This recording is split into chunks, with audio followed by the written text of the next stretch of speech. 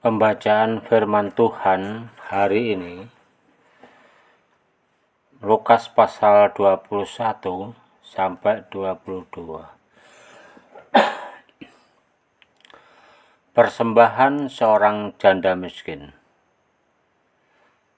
Pasal 21. Ketika Yesus mengangkat mukanya, ia melihat seorang orang kaya memasukkan persembahan mereka ke dalam peti persembahan. Ia melihat juga seorang janda miskin memasukkan 2 peser ke dalam peti itu.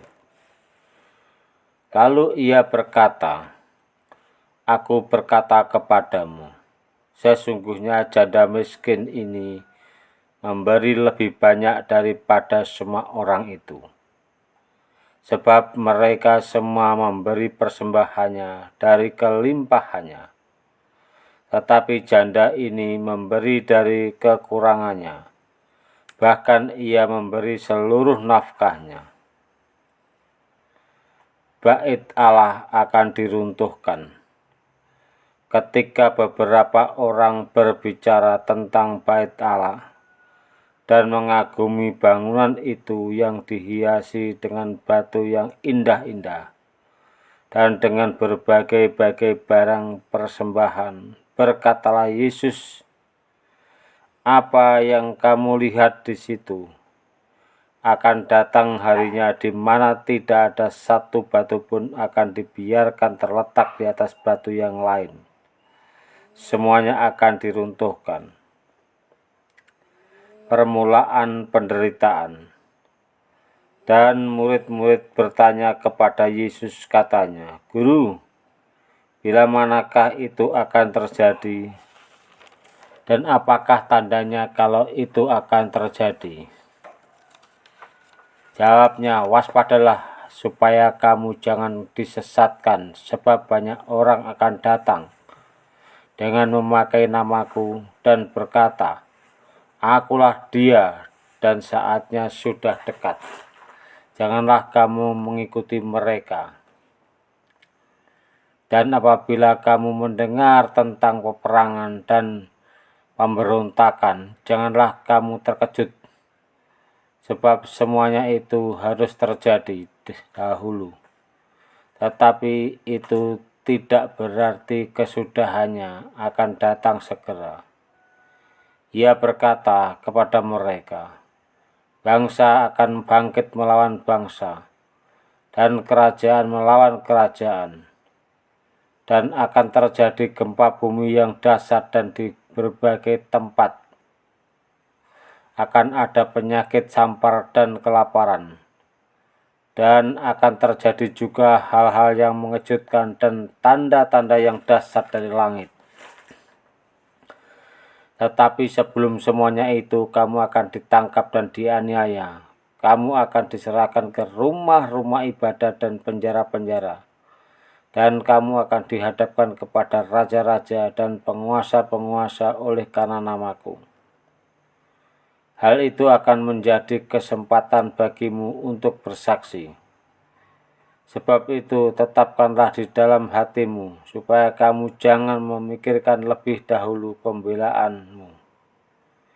Sebab aku sendiri akan memberikan kepadamu kata-kata hikmat, sehingga kamu tidak dapat ditentang atau dibantah lawan-lawanmu. Dan kamu akan diserahkan juga oleh orang tuamu, saudara-saudaramu, kaum keluargamu, dan sahabat-sahabatmu, dan beberapa orang di antara kamu akan dibunuh. Dan kamu akan dibenci semua orang oleh karena namaku. Tetapi tidak sehelai pun dari rambut kepalamu akan hilang. Kalau kamu tetap bertahan, kamu akan memperoleh hidupmu." Tentang runtuhnya Yerusalem. Apabila kamu melihat Yerusalem dikepung oleh tentara-tentara, ketahuilah bahwa keruntuhannya sudah dekat. Pada waktu itu, orang yang berada di Yudea harus melarikan diri ke pegunungan, dan orang-orang yang berada di dalam kota harus mengungsi, dan orang-orang yang berada di pedusunan janganlah masuk lagi ke dalam kota. Sebab itulah masa pembalasan di mana akan genap semua yang ada tertulis.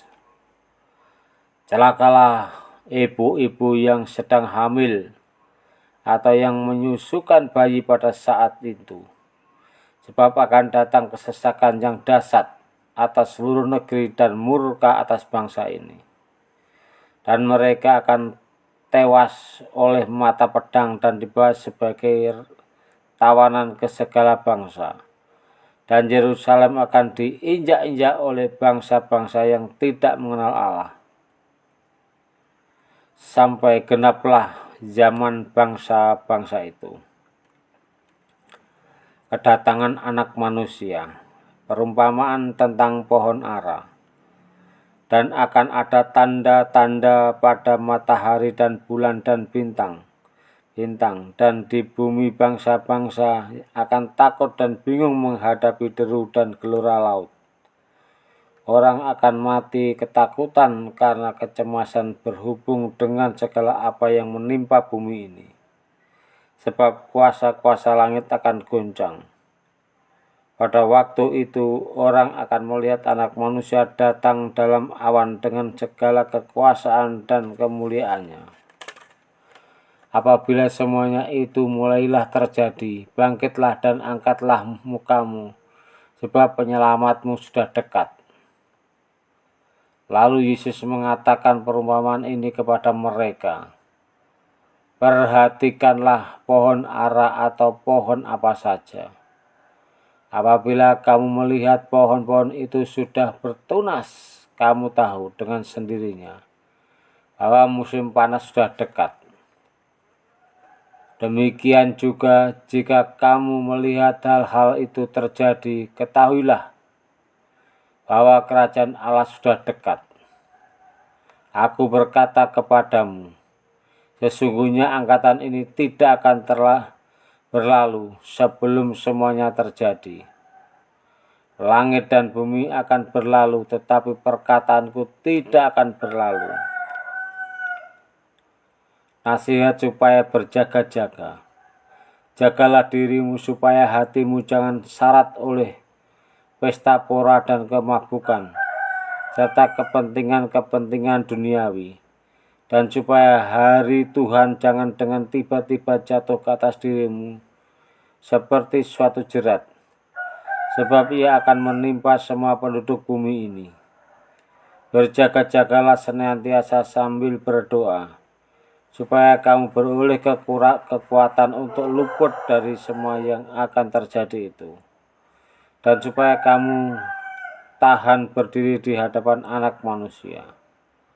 Pada siang hari, Yesus mengajar di bait Allah, dan pada malam hari ia keluar dan bermalam di gunung yang bernama Bukit Zaitun.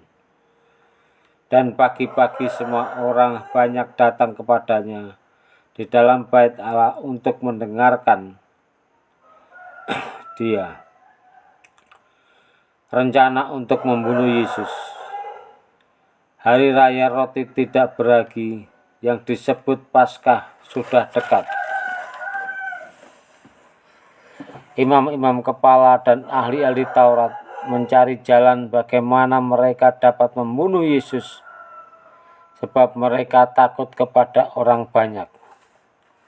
Maka masuklah iblis ke dalam Yudas yang bernama Iskariot, seorang dari ke-12 murid itu. Lalu pergilah Yudas kepada imam-imam kepala dan kepada kepala-kepala pengawal bait Allah dan berunding dengan mereka bagaimana ia dapat menyerahkan Yesus kepada mereka. Mereka sangat gembira dan bermufakat untuk memberikan sejumlah uang kepadanya. Mereka sangat gembira dan bermufakat untuk memberikan sejumlah uang kepadanya. Ia menyetujuinya dan mulai Dari waktu itu ia mencari kesempatan yang baik untuk menyerahkan Yesus kepada mereka tanpa setahu orang banyak. Persiapan untuk makan Paskah.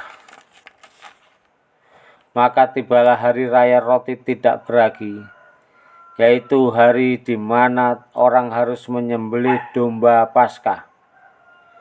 Lalu Yesus menyuruh Petrus dan Yohanes, katanya, "Pergilah, persiapkanlah perjamuan Paskah bagi kita supaya kita makan." Kata mereka kepadanya, "Di manakah engkau kehendaki kami mempersiapkannya?" Jawabnya, "Apabila kamu masuk ke dalam kota, kamu akan bertemu dengan seorang yang membawa kendi berisi air.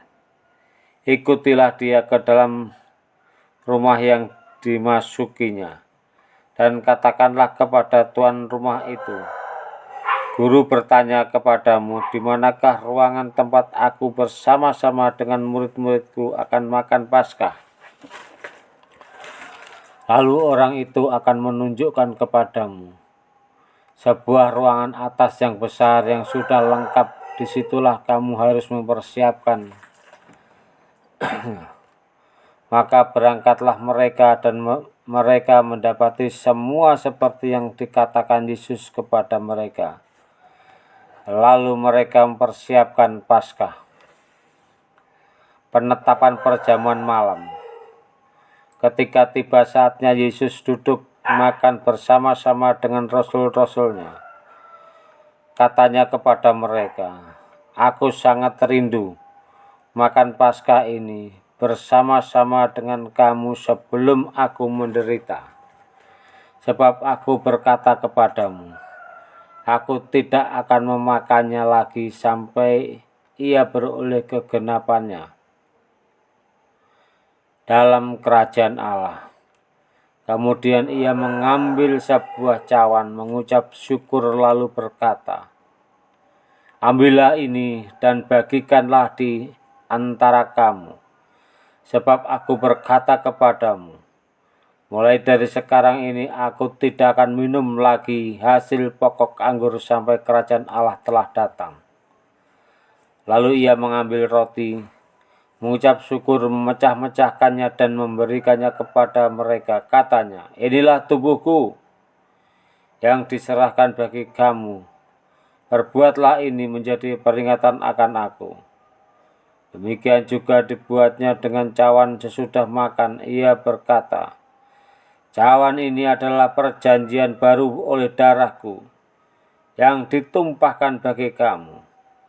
Tetapi lihat, tangan orang yang menyerahkan aku ada bersama-sama dengan aku di meja ini.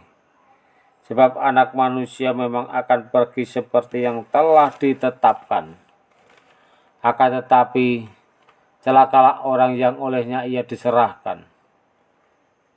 Lalu mulailah mereka mempersoalkan siapa di antara mereka yang akan berbuat demikian.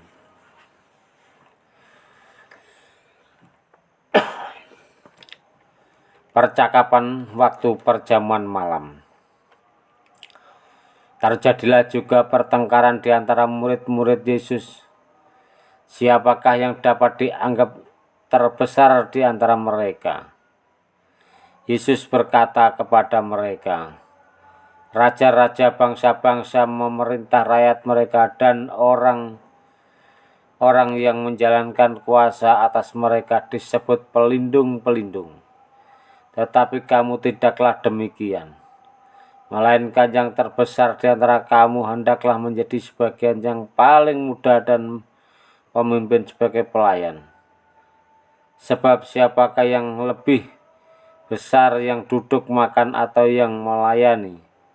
Bukankah dia yang duduk makan? Tetapi aku ada di tengah-tengah kamu sebagai pelayan. Kamulah yang tetap tinggal bersama-sama dengan aku dalam segala pencobaan yang aku alami. Dan aku menentukan hak-hak kerajaan bagi kamu, sama seperti Bapakku menentukannya bagiku, bahwa kamu akan makan dan minum semeja dengan aku di dalam kerajaanku, dan kamu akan duduk di atas tahta untuk menghakimi ke-12 rasul suku Israel. Simon, Simon, lihat, iblis telah menuntut untuk menampik kamu seperti gandum. Tetapi aku telah berdoa untuk engkau, supaya imanmu jangan gugur, dan jikalau engkau sudah insaf, kuatkanlah saudara-saudaramu. Jawab Petrus, Tuhan, aku bersedia untuk masuk penjara dan mati bersama-sama dengan engkau. Tetapi Yesus berkata, aku berkata kepadamu, Petrus, hari ini ayam tidak akan berkokok sebelum engkau 3 kali menyangkal aku, bahwa engkau mengenal aku. Lalu ia berkata kepada mereka, ketika aku mengutus kamu dengan tiada membawa pundi-pundi, bekal dan kasut, adakah kamu kekurangan apa-apa? Jawab mereka, suatu pun tidak, katanya kepada mereka. Tetapi sekarang ini siapa yang mempunyai pundi-pundi, hendaklah ia membawanya. Demikian juga yang mempunyai bekal, dan siapa yang tidak mempunyainya, hendaklah ia menjual jubahnya dan membeli pedang. Sebab aku berkata kepada kamu, bahwa nas kitab suci ini harus digenapi padaku. Ia akan terhitung di antara pemberontak-pemberontak, sebab apa yang tertulis tentang aku sedang digenapi. Kata mereka, Tuhan, ini 2 pedang, jawabnya, sudah cukup. Di taman Getsemani. Lalu pergilah Yesus keluar kota dan sebagaimana biasa ia menuju Bukit Zaitun. Murid-muridnya juga mengikuti dia. Setelah tiba di tempat itu, ia berkata kepada mereka, berdoalah supaya kamu jangan jatuh ke dalam pencobaan. Kemudian ia menjauhkan diri dari mereka, kira-kira seperlempar batu jaraknya. Lalu ia berlutut dan berdoa, katanya, ya Bapakku, jikalau engkau mau, ambillah cawan ini daripadaku. Tetapi bukanlah kehendakku, melainkan kehendakmu-lah yang terjadi. Maka seorang malaikat dari langit menampakkan diri kepadanya untuk memberi kekuatan kepadanya. Ia sangat ketakutan dan makin bersungguh-sungguh berdoa, peluhnya menjadi seperti titik-titik darah yang bertetesan ke tanah. Lalu ia bangkit dari doanya dan kembali kepada murid-muridnya, tetapi ia mendapati mereka sedang tidur karena duka cita. Katanya kepada mereka, mengapa kamu tidur? Bangunlah dan berdoalah supaya kamu jangan jatuh ke dalam pencobaan. Yesus ditangkap. Waktu Yesus masih berbicara, datanglah serombongan orang, sedang murid-muridnya yang bernama Yudas, seorang dari ke-12 murid itu, berjalan di depan mereka. Yudas mendekati Yesus untuk menciumnya. Maka kata Yesus kepadanya, hai Yudas, engkau menyerahkan Anak Manusia dengan ciuman? Ketika mereka yang bersama-sama dengan Yesus melihat apa yang akan terjadi, berkatalah mereka, Tuhan, mestikah kami menyerang mereka dengan pedang? Dan seorang dari mereka menyerang hamba imam besar sehingga putus telinga kanannya. Tetapi Yesus berkata, sudahlah itu. Lalu ia menjamah telinganya orang itu dan menyembuhkannya. Maka Yesus berkata kepada imam kepala dan kepala pengawal bait Allah serta tua-tua yang datang untuk menangkap dia, katanya, sangkamu aku ini penyamun, maka kamu datang lengkap dengan pedang dan pentung.